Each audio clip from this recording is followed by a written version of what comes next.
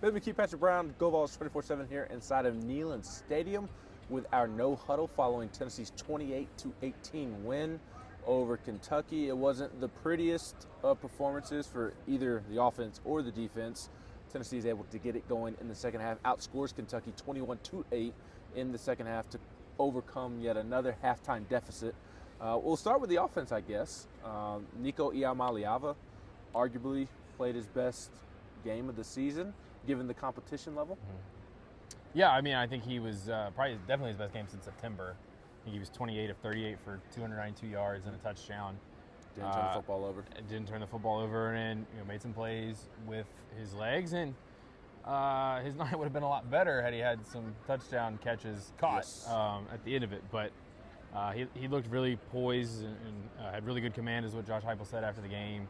And that drive in the fourth quarter was huge. Just a couple of third down conversions. The one to Dante Thornton on the run was really good.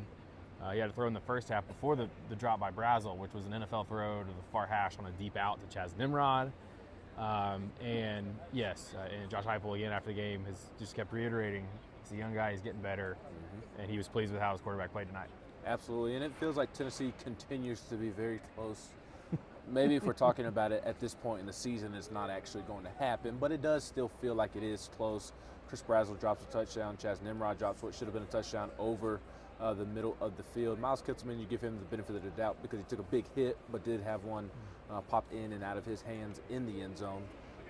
But the message from Josh Heupel, from Nico Iamaleava, Dylan Sampson, who fumbled in the first half and then had a great second half, is that they're close and they feel like it is going to happen at some point, but they do need they need it to happen at some point because the clock is ticking at this point. Yeah, I mean, at this point of the season, you are what you are, right? But I mean, they've it seems like one little thing is off and it takes turns, whether it's the Dylan Sampson fumble, penalties. I think in the first half, Tennessee had drives that ended at the Kentucky 25 twice.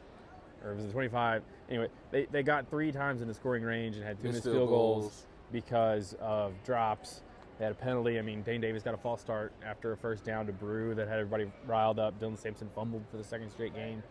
And then you mentioned the drops, the one that Brazel, that was maybe the best throw by Nico all night. Put it right in the basket, and as Brazel at the ground, it got away. And then Kitselman, that was a great play by the Kentucky defender, but he would probably say you got to complete that catch. And then Nimrod, that throw between 2 defenders was really good too. So, and then Max Gilbert had a tough night. Yes. I think he had missed a field goal inside of 49 yards all season. Misses 3 in this game. He's now missed 5 in the last 2. Josh Heupel said he's still confident in his kicker, but certainly when the offense has not made it chip shots for him, but he's got to put the ball through the uprights. Yeah, no doubt about that. Defensively for Tennessee, you hold Kentucky to 18 points. You knock the starting quarterback out of the game yet again this season. That may be the thing this Tennessee defense does best, is knock the opposing starting quarterback out of the game.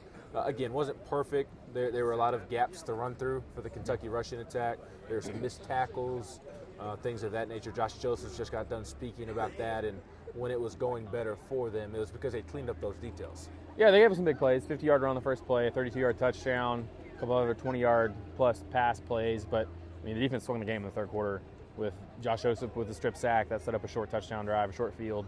And then Will Brooks with the touchdown. Oh, not the touchdown. He got caught.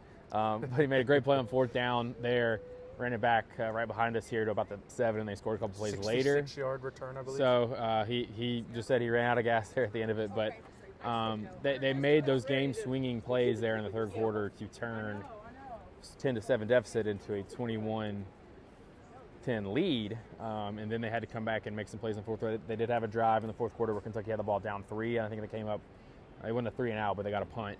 And, of course, as you mentioned, James Pierce knocked Vandergriff out the game. They hit him pretty good throughout the game. Gavin Wimsatt comes in, the Rutgers transfer, mostly a runner. Did make some throws. Yes, he did. But he also served the one up to Brooks, and then once it was 28-18, it was too high, too tall of a mountain to climb, and the defensive line was teeing off on him. So, again, you hold a team to 18 points, you should win, and Tennessee's defense was able to overcome some of the mistakes. They got a 4th down stop early, too. That turned out big in the game as well. So, again, it's not going to be perfect for them, but they are continuing, again, to make key plays at key times to help this team get over the line and get wins. No doubt about it. And I do subscribe to the theory that Josh Heupel immediately said in his post-game press conference of, you don't take these wins for granted. Not this time of year. You can look anywhere around the country and see teams lose that you didn't think were going to lose, and teams this time of year, to your point, that are in contention for a playoff spot just like this team is. And yeah, sure, I thought Tennessee would look more impressive today against that opponent. I thought they were sleepwalking a bit defensively out of the gates, and that maybe helped inject some life into what was a lifeless Kentucky team. But at the end of the day, when you're competing for a playoff spot and you know you've got a big matchup down the road, you take the wins any way you can get them. Yeah, and Dylan Simpson said this after the game, but rivalry games kind of have that weird nature. They can be unpredictable.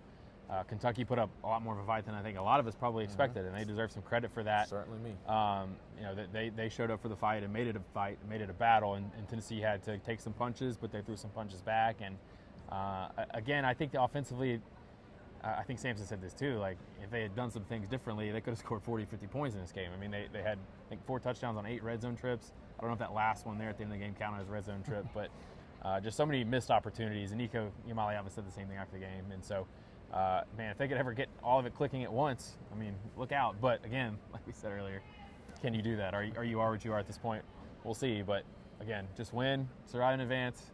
The playoff rankings come out on Tuesday. We'll see where Tennessee is, and we'll see what they've got for Mississippi State next week.